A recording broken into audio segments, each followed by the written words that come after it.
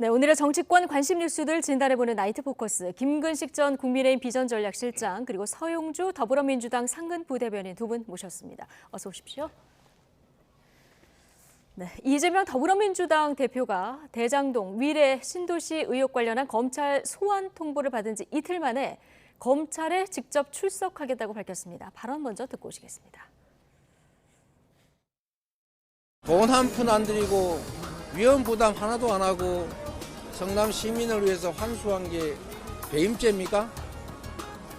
뭐 어떻게 하라는 것입니까? 그럼에도 불구하고 형식적 권력을 가지고 그 권력을 행사하고 있으니 아무 잘못도 없는 제가 또 오라고 하니 제가 가겠습니다. 주중에는 일을 해야 되겠으니까 제가 27일 아니고 28일 토요일에 출석하겠습니다. 그리고 제가 변호사 한 분 대동하고 가서 당당하게 맞서도록 하겠습니다. 네, 돈 한 푼 안 들이고 성남 시민을 위해서 환수한 게 죄냐? 잘못이 없지만 그럼에도 불구하고 두 번 강조를 하고요. 그래도 내가 또 오라니 나가겠다 이렇게 얘기했거든요. 지금 들으셨지만 망원시장에 모인 지지자들이 가지 마세요 이런 얘기를 하는데 지도부에서도 이런 얘기가 꽤 나왔습니다. 자, 이재명 대표가 검찰에 출석하겠다 이렇게 결정을 했는데 어떻게 보십니까? 지난번 성남FC 의혹 관련해서는 이제 소환 결정하는데 상당히 많은 시간이 걸렸죠. 네. 우여곡절도 있었고 고민이 아마 깊었던 것 같은데 한번 다녀왔지 않습니까? 예. 그런데 이제 한 번으로 끝날 일이 아니라는 걸 이재명 대표도 이제는 현실로 받아들인 것 같아요. 대장동, 위례동 관련해서 이제 또 소환이 됐고 네. 또 이게 아마 이 사건은 워낙 복잡한 사건이기 때문에 한 번의 소환으로 그치지 않을 수도 있다는 분석이 벌써 나오기 때문에 검찰에서는 이틀 정도 그렇습니다. 조사해야 된다. 그렇다면 또 다른 의혹이 계속 기다리고 있는 상황이어서 예. 어차피 소환을 거부하는 것보다는 지난번에 한 번 소환에 응했기 때문에 그때는 응하고 이번부터는 안 가겠다. 이것도 사실은 스스로 스텝이 꼬이는 것이어서 네. 어차피 소환에는 임하겠다는 입장을 이제 유지할 수밖에 없을 것 같습니다. 예. 그런데 이제 당당히 임하겠다는 말을 계속 하고 있는 것이고 그러나 성남FC 의혹 같은 경우는 제3자 뇌물죄라고 하고 뇌물죄 액수도 큽니다만 일단 법리 다툼의 여진이 있는 거예요. 제3자 뇌물 자체에 대해서 부정한 청탁과 대가라는 것을 입증해야 되는 책임이 있기 때문에 네. 그러나 대장동은 이게 뭐 부정부패 방지법, 이해충돌 방지법으로 검찰에 지금 들여다보고 있지만 가장 크게 국민들 입장에서 볼 때는 아니 성남 도시개발공사라고 하는 51%의 지분을 가진 우선주 기관이 있는데 천화동인 하천대유는 네, 네. 7%의 지분 그것도 예. 보통주를 가지고 성남 도시개발공사가 가져간 수익보다 몇 배를 더 가져가지 않았습니까? 이 구조가 과연 성남 시민에게 갈 것을 덜 가져가게 한 게 배임인 거거든요. 네. 배임이라는 게. 그런 의미인데 아유 많이 가져오지 않았느냐. 예. 이렇게 이야기하는 것은 과연 검찰에 가서 납득이 될 만한 소명일지. 그러니까 과연 그 7%밖에 안 되는 이 성남의 뜰에 화천대유 천화동인 이 대장동 일당들이 그 수천억을 챙길 수 있도록 성남도시개발공사 유동규 본부장이나 정진상, 김용 이 측근들이 어떻게 서로 짜고 쳤는지를 검찰은 이미 자료를 확보한 상태이기 때문에 거기에 대한 이재명 당시 성남시장과의 연관 관계만 물어보는 것이어서 그에 대한 답변을 준비해야지 성남 시민에게 완수했다는 걸 강조하는 거 제가 볼 때 답변을 준비해야 된다. 본질을 예. 좀 다르게 이야기하는 것 예. 같습니다. 어쨌든 이 말씀하신 의혹을 입증하는 거는 이제 검찰의 책임인데 호락호락 대응하면 안 된다. 당내에서 이런 의견도 있었고요. 오히려 변호할 수 있는 기회다. 이런 의견도 당내에서 이제 분분했었는데요. 이재명 대표가 이렇게 적극적으로 검찰에 나가겠다. 이틀 만에 결정한 배경은 서용주 대변인은 뭐라고 보십니까? 이게 보면 이제 검찰의 정치적인 소환, 정치 수사에 더 이상 끌려가지 않겠다라는 결단을 하신 것 같습니다. 당내에서도 그랬습니다. 이 소환 부분에 있어서 이거는 보복성이 좀 의도가 다분해 보이는데 굳이 이 소환에 응해야 되냐? 안 나가는 게 좋겠다. 또 아마 한편에서는 그래도 나가서 그냥 정면 돌파하는 게 낫지 않겠냐 이런 의견이 있었어요. 근데 안 나가는 게 좋겠다는 게 좀 의견이 더 컸습니다. 실상은. 근데 이제 이재명 대표께서 더 이상 이제 검찰이 계속해서 언론 플레이를 하고 따지고 보면 대장동 위례 그다음에 성남FC 그냥 김성태 전 회장하는 쌍방울까지 본인과 관련된 이 부분들이 검찰이 수사하는 게 다 의혹 부분입니다. 따지고 보면 지금 현재 팩트와 증거보다는 증언과 의혹을 가지고 계속 제기가 되는 거거든요. 그러면서 또 소환을 한번 했었고 또 소환을 하고 이러게 되면서 계속 정치적으로 국민의힘도 공격을 하고 검찰도 공격을 하고 심지어 그 검찰발로 쓰는 언론도 공격을 하니 더 이상 이런 부분들을 통해서 본인이 정치적으로 계속해서 끌려가는 느낌? 그러지 말고 적극적으로 나가서 당당하니까 얘기를 해야겠다. 그리고 검찰 수사에 당당하게 소환을 하면 결국엔 검찰이 기소라는 게 뭡니까? 재판부에 재판을 요청하는 거잖아요. 우리는 이런 혐의들을 입증을 했으니까 재판부가 잘 판단해 주십시오 하는 거거든요. 그래서 더 이상 검찰의 이 사건을 머무르게 두지 않고 빨리 소환돼서 조사를 받고 나서 기소 여부에 따라서 재판을 가야 따지고 보면 검찰이 지금 하고 있는 여러 가지의 상황들을 재판부에서 방어권이라든지 여러 가지 얘기를 함으로써 결국에는 더 이상 이제 언론에 나오는 지금 모든 부분들이 확정이나 물증이 있는 게 아니라 의혹들이 제기되는 상황을 이제 끝내고 싶다. 그리고 두 번째는 이재명 대표에 대해서 국민의힘이 계속 정치적으로 공격을 하잖아요. 이런 부분도 이제는 더 이상 소모적이기 때문에 본인이 결단해야겠다는 생각을 하신 것 같습니다. 예. 검찰이 소환 요구한 날짜는 27일입니다. 네. 근데 이재명 대표가 오늘 나가겠다 이렇게 특정한 날짜는 28일 토요일이거든요. 물론 이제 평일에는 이래야 돼서 내가 토요일에 나가겠다 이렇게 얘기를 하고 있습니다만은 28일을 특정한 이유 어떻게 보고 계십니까? 뭐 검찰이 소환 요청을 한 날짜를 가지고 예. 우리 일반인들도 자기 사정을 이야기해서 조율할 수가 있어요. 그렇기 때문에 27일보다는 28일 주말을 택해서 가겠다고 이재명 대표 본인이 생각했다면 뭐 당연히 검찰이 그걸 수용할 거라고 보이고요. 네. 뭐 그런 과정은 자연스러운 과정이라고 생각하고 저는 소영기 대변인께 말씀하신 그 이재명 대표의 그런 결심이 섰다면 저는 오히려 검찰 수사에 협조를 하기 때문에 다행이라고 생각합니다만 당이 지금 전반적인 당의 지도부, 그다음에 민주당의 주류 세력들이 이재명 대표가 무죄한 그 죄가 없다 결백을 믿는 전제 하에서 당 전체가 이 같이 호위무사를 자체하고 방탄을 같이 하게 된다면 저는 그런 생각을 해요. 물론 그렇게 해서 기소라는 것은 유죄가 확정된 건 아닙니다만 재판 과정을 통해서 이제 판결이 나올 텐데 1심에서라도 유죄 판결이 나오면 그때 당은 어떻게 할 것인지 예. 아마 그 부분에 대해서는 기소가 되면 당연히 재판이 되고 재판이 되면 구속은 되지 않겠지만 왜냐하면 회기가 계속 열려 있으면 뭐 민주당 의석이 많기 때문에 체포영장에 동의가 안 되겠죠. 그러면 예. 구속이 되지 않겠지만 매번 현직 당대표가 재판장에 출두를 해야 됩니다. 당무도 봐야 되고 재판장에 가서 계속 재판에 임해야 되고 1심 유죄 판결 받으면 어떻게 할 건지 이제 거기서부터는 이게 당당한 대응이라는 것은 명분이고 제 생각에는 이재명 대표의 사법 리스크가 이제 과연 현실로 유죄 판결이 되느냐 안 되느냐는 시계가 째깍째깍 지금 절차대로 가고 있다는 것이죠. 예. 거기에 올라탔다고 보시면 됩니다. 네. 네. 뭐 1심 판결 얘기를 하셨습니다만 일단 기소 여부를 지켜봐야 되고요. 기소가 만에 하나 되게 되면은 이제 민주당에서 개정한 당원 80조 또 한 번 논란이 될 텐데 어쨌든 지금 이재명 대표 오늘 지난번에는 민주당 의원 한 40명 정도가 같이 가지 않았습니까? 이번에는 변호사 한 명만 같이 동행하겠다 이렇게 명확하게 밝혔는데 정청래 의원은 나도 오늘 현장에서 처음 들은 얘기다 상의를 해보겠다 얘기했어요. 어떻게?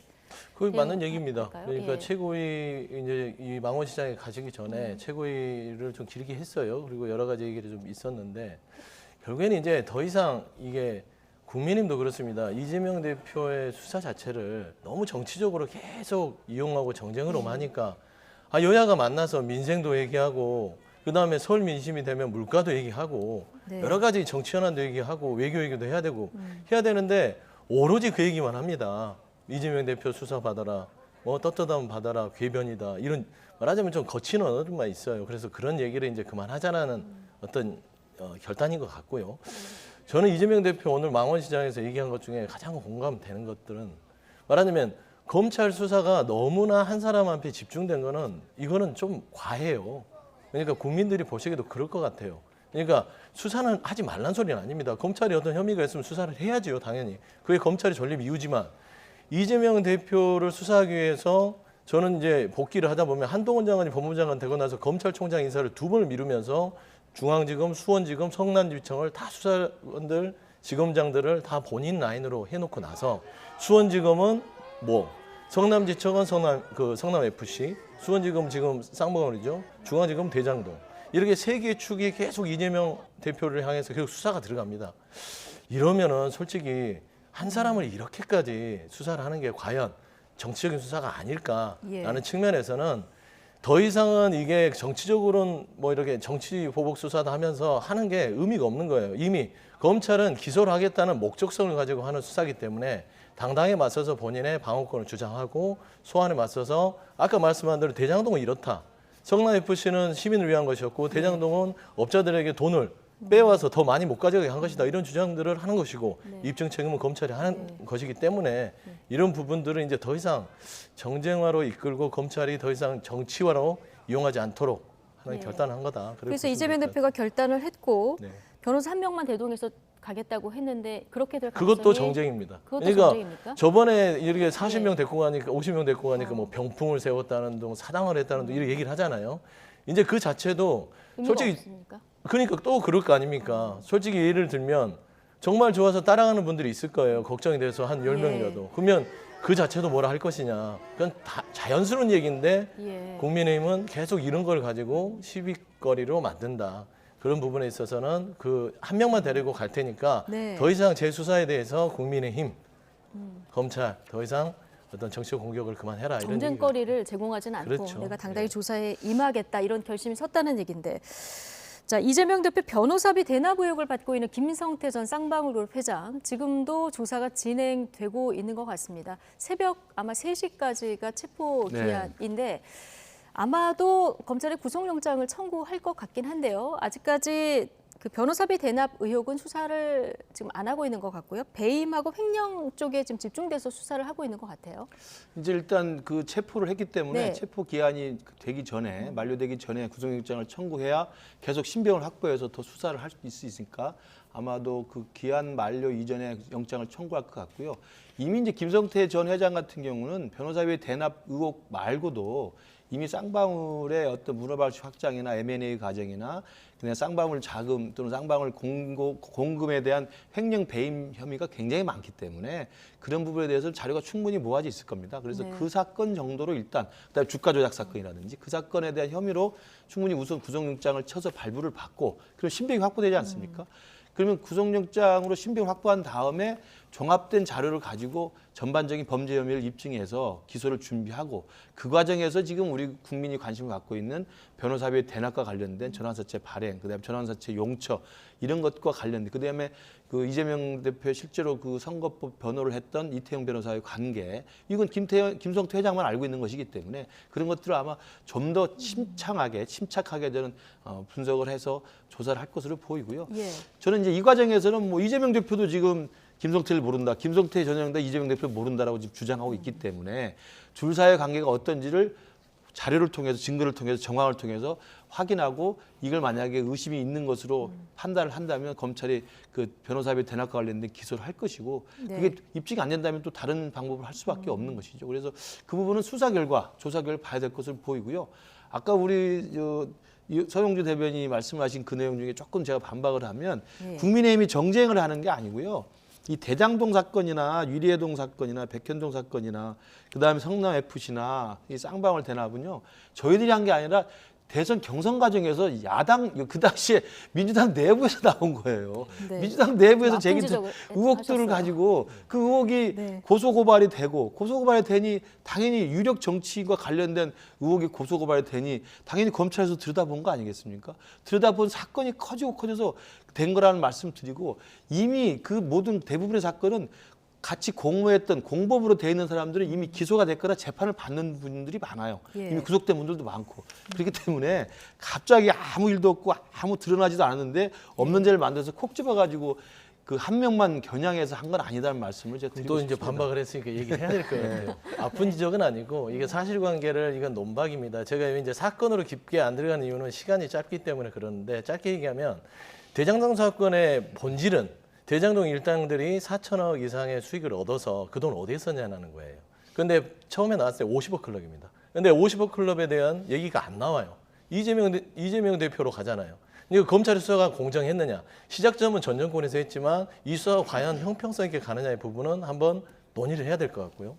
성남FC 부분들도 이미 경찰에서 불송치를 해서 갔던 부분들을 다시 성남지청이 바뀌면서 그 관점을 바꿔서 이게 어떤 뭐 청탁이 있었다라고 하면서 이재명 대표를 다시 겨냥하기 시작한 겁니다. 이게 전에 있었다 하더라도 새로 바뀐 아까 저 전에 얘기했잖아요. 한동훈 장관이 임명한 라인들이 다시 성남FC를 불씨를 살려냈어요. 그다음에 쌍방울 사건도 대납이 있고 M&A도 있고 그다음에 자본거래시장법도 있고 이화영 부지사가 관련이 된 거는 분명합니다만 아직까지 그 변호사비 대단의 전환사채 부분들은 조사를 한번 했었어요. 그런데 그때 관련성을 밝히지 못했죠. 예. 그런데 다시 또 쌍방울에 대한 수원지검에서 이 라인이 바뀌면서 다시 들여다본다. 이런 부분에 있어서는 이게 꼭 이게 뭐 어떤 전 우리 경선 과정이든 전 정권에 있어서의 수사였기 때문에 이거는 뭐 당위성이 없고 뭐 보복 수사가 아니다라는 말들은 좀 논박의 여지가 있지 않을까 좀 생각은 가지고 있습니다. 예.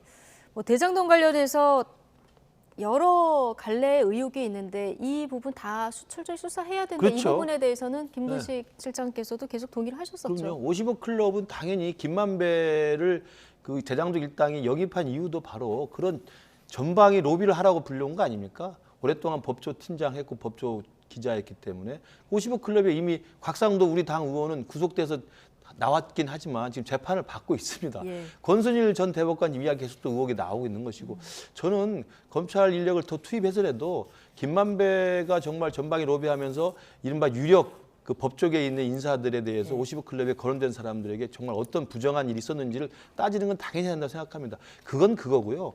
그 관련 없이 일단 애초에 대장동 일당과 관련해서 지난해 9월부터 의혹이 제기돼서 10월부터 검찰이 수사를 시작해서 일단 대장동 일당들 지금 재판이 한참 진행 중이잖아요.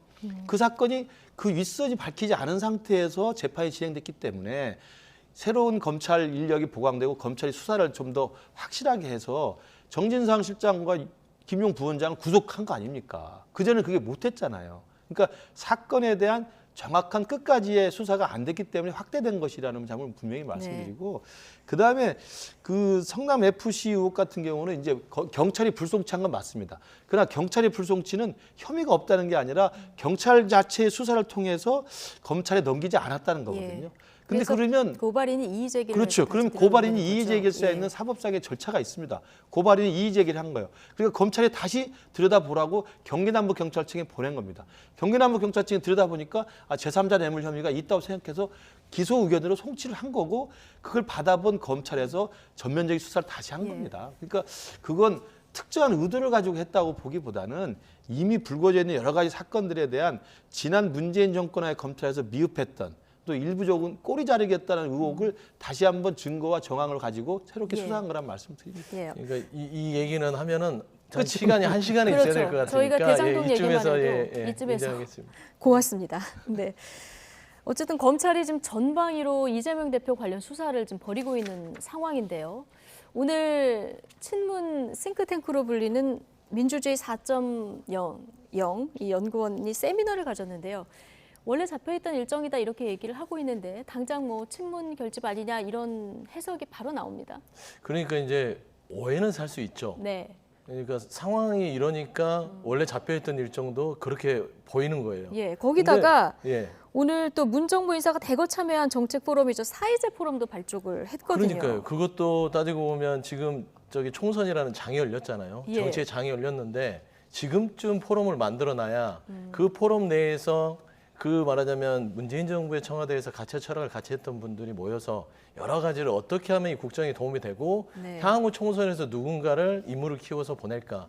이거는 꼭 이 문재인 정부의 청와대 출신만이 아니라 예. 예전에 뭐 노무현 정권 때도 그랬고 박근혜 정권, 이명박 정권에서도 그 출신들은 연구 모임을 만들어서 정치인을 키울 사람들은 논의를 했어요. 그러니까 이게 이상하게 맞아떨어지는 것처럼 보이는 거죠. 뭐 이재명 대표가 뭐 소환을 뭐 결정을 하고 소환 통보를 받고 이게 당과 어떤 뭐 그걸 고려한 게 아니냐 그러는데 네. 민주주의 4.0 생긴 지 오래됐습니다. 그렇죠. 그렇죠. 근데 원래 잡혀있던 일정. 원래 잡혀 있었어요. 근데 의원님들이 최근에 이제 이 정기국회가 끝나고 나서 해외에 어떤 그런 순방들이 있었어요. 그러다 보니까 인원이 안 돼서 좀 날짜를 연기가 돼서 지금 한 것이고 사회제도 오늘 이상하게 같이 뭐 비슷하게 됐더라고요. 그러니까요. 그래서 그 큰 오해는 할 필요 없을 것 같고요. 지금 현재는 기존 입장은 그렇습니다. 당에서도 그렇고 그다음에 의원님들도 그렇고 현재 이재명 대표가 처한 이 상황 자체에 있어서 굳이 다른 소리 할 게 없다. 이거는 이재명 대표의 개인에 대한 공격뿐만 아니라 검찰이 민주당에 대한 어떤 정치적인 고려가 있는 예. 수사다라는 것은 공감대가 형성되어 있습니다. 일부 의원들만 빼고 그러니까 네. 이 부분은 너무 과대 해석할 필요는 없다. 저는 그렇게 말씀드리고 싶습니다. 예, 김근식 전 실장님 이런 민주당의 지금 움직임 어떻게 보십니까? 민주주의 4.0은 예전부터 있던 그 모임이고요. 뭐 그 모임 연구 단체 모임에서 세미나하는 건 뭐 자연스럽게 있는 뭐 그 흔한 일입니다. 그걸 너무 침소봉대할 필요는 없다고 보는데 네. 사회제 포럼은 조금 예. 다른 성격이 있는 것 같아요. 그러니까 사회제 포럼을 이제 이번엔 창립 포럼이죠. 창립을 했잖아요. 그러니까 민주주의 4.0에서 세미나를 자주 여는 거야 뭐 시기가 네. 그렇게 우연히 맞아 떨어질 수 있다고 생각합니다만 친문 싱크탱크로서 사회제라는 것을 정식 출범을 했고 거기 지금 합의가 나왔습니다만 정세균 전 총리를 비롯해서 문재인 정부 때 정부에서 네. 또 당에서 중요한 역할을 했던 분들이 다 모여 있는 것이어서 예, 전해철 전 의원도 있고 그렇습니다. 박범계 예. 친문의 의원도 대표적인 있고, 중진 예. 의원들이 다 있기 때문에 뭐 그렇게 우리가 일부러 그렇게 색안을 끼고 볼 필요는 없다고 할 수 있지만 지금 당내에서 우리 서 대변인도 다 이해하시지만 당내에서 친문과 친명 사이에 묘한 갈등이 있는 건 분명한 사실이거든요. 그다음에 민주당을 지지하는 당원들 내부에서도 당원들 민심을 보면 친문이나 네. 친명 사이에 그렇게 사이가 좋지 않아요. 이제 이런 것들을 우리가 전제해 볼 때 이 사회제라고 하는 친문 정책 싱크탱크가 오늘 만들어졌다는 것은 이재명 대표의 사법 리스크가 이제 갈수록 그 사법 시계가 체각체각 지금 진행이 되고 있는데 그 과정에서 아까 제가 말씀드린 것처럼 기소가 되거나 1심의 유죄 판결이 날 경우는 민주당이 어떻게 할 겁니까? 예. 플랜 B를 준비해야 되지 않겠습니까? 플랜 B를 그래도 모여서 3, 4, 5 물밑에서 조율할 수 있는 틀을 겨냥한 게 아닌가라는 해석은 자연스럽게 나올 수밖에 없다고 봅니다. 예, 플랜 B 혹은 뭐 포스트 이재명. 네. 자, 여기에 대한 준비가 지금 민주당은 하고 있는지 오늘 뭐 최근에 정청래 의원하고 청개구리 설전을 벌였던 김종민 의원 뭐 이 포스트 이재명 질문이 나오니까 뭐 아직 확실하게 나온 게 없는데 얘기하냐 이렇게 얘기를 하긴 했습니다만은 이런 얘기가 당내에서는 전혀 안 나옵니까? 전혀 안 나오지는 않잖아요. 예. 말씀들 하시잖아요. 뭐 김종민 의원도 그러시고 이상민 의원도 얘기하시고 조홍천 의원도 얘기하시고 뭐 여러 분들이 있어요. 대표적으로 자주 얘기하시는 분들이. 아까 일부 몇 명이라고 일부 몇 하셔서. 명이죠. 일부 몇 명인데 예. 전체를 보면 그렇습니다. 그러니까 저는 정당 정치의 일단 기본을 이해해야 된다고 보는데요.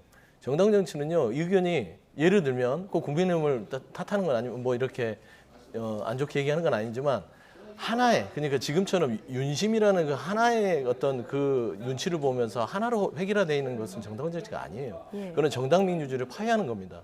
정당 정치는 서로 다른 사람들이 모여서 비슷한 가치를 추구하는 건데요. 따져보면 이재명 대표의 대한 세력으로 친문 정치나 모임이 있다? 그건 아닌 것 같아요. 그리고 다른 의견 얘기할 수도 있어요. 또 싸울 수도 있어요. 하지만 궁극적으로 민주당을 잘 되게 하기 위한 서로 간의 설전이죠.